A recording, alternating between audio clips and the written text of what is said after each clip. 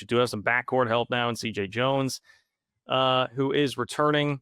And look, to me, there are like two very different pieces of this. I guess three, if we want to still talk about, well, now the roster has added one more, and you still need, clearly, I think, some more help down low, at least to feel good about what you have at the 4 and the 5.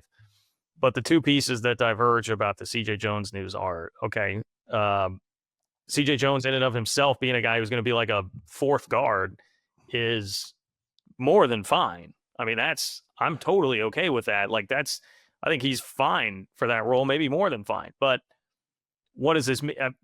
If they're doing this, I think it tells you something about David Castillo and where his development is at, and that is definitely disappointing and somewhat alarming here. Yeah, and it's kind of like just a funny situation too, the way it folded, right? The circumstances now, like Yes. CJ Jones was staying, and then he decided to go because of all the guys that they added. He completely is disappeared from all of our minds. Then on July 20th, CJ Jones is coming back to Kansas State. How about that? Yeah. Funny how that everything turned out. I've seen some really like consternation about this, but it seems like you're getting now CJ Jones back in the role that he originally probably should have been in all along. So I don't really have any And difficulty. cheaper Yeah, too, because yeah, he left and came back. It's going to be cheaper. yeah. You basically got him on your terms, Yeah. your terms in terms of his role, and your terms in terms of his cost. So seems like a win-win on that front. And for CJ Jones, I think he was like almost backed into a corner of where he could accept this or maybe play for a lower level that he didn't really desire to return to. So I think those were his options. At one point, he had solid high major options, whether it be DePaul or some others that I forget. Like USC popped up as being Yeah, interested there at one point. yeah, DePaul, USC, and I think there was two others, but I think the way he kind of dilly-dallied around, he probably just timing-wise lost out on those opportunities and left them with the options they had. And then because he kind of waited as long as he has still to this day, I mean, he was in the portal for like 3 months. And instead, we're talking about David Castillo possibly falling down the pecking order, right? So I think this says a lot more about maybe David Castillo or some of the other young guys that they're still trying to get to a certain level rather than it does the uh, Kansas State itself, if that makes sense. Yeah, man. Yeah. But I guess that does say something about Kansas State if that's the case. But Well, so yeah, I mean, there's two conversations here on Castillo, which is one, just the immediacy of it. Like David Castillo, what does it mean for the future of the basketball roster, his spots? Like, this was a guy who was really hyped up. Like, that was a big recruiting win. That was somebody, rightfully so, with the recruiting rankings and playing for Team USA, like all these different things everybody was very excited about. He certainly got hyped up quite a bit when he came in. The coaches gassed him up pretty good.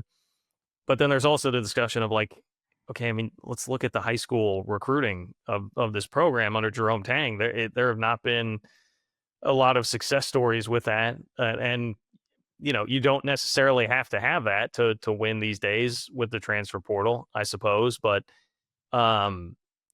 that's probably worthy of discussion. Do they need to change the way that they're either evaluating or developing with high school recruits that have come into the program? yeah, because they haven't, like you said, they really haven't had a success story out of high school yet. And they're going on their fourth year at Kansas State. It is a conversation worth having. I also don't know that that's necessarily what's limited this program each of the past 2 seasons, although it wouldn't have hurt.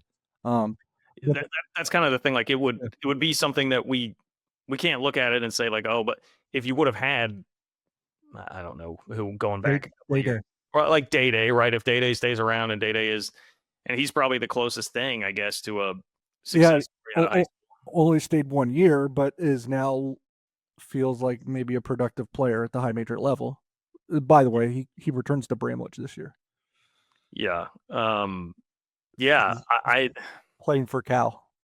especially when, and I know that obviously things changed a little bit just based on who decided to leave this offseason, but when there was talk of like the the Houston model. I mean, the Houston model is definitely going to be bring guys in, develop them, be effective, efficient, recruiting at the high school level. So now I'm still pretty optimistic that, with like Matt Driscoll in the fold, like some of the changes that have been made this offseason to the coaching staff, that development can get better. I think there's a very good chance that improves. So I'm still pretty high on how they've tweaked the staff and what's going on with the program in general. But right now, I do think this is kind of like a little bit of a flashing alarm of like, hey, like this is an issue right now within the program. Like the high school recruiting is going to need to get better.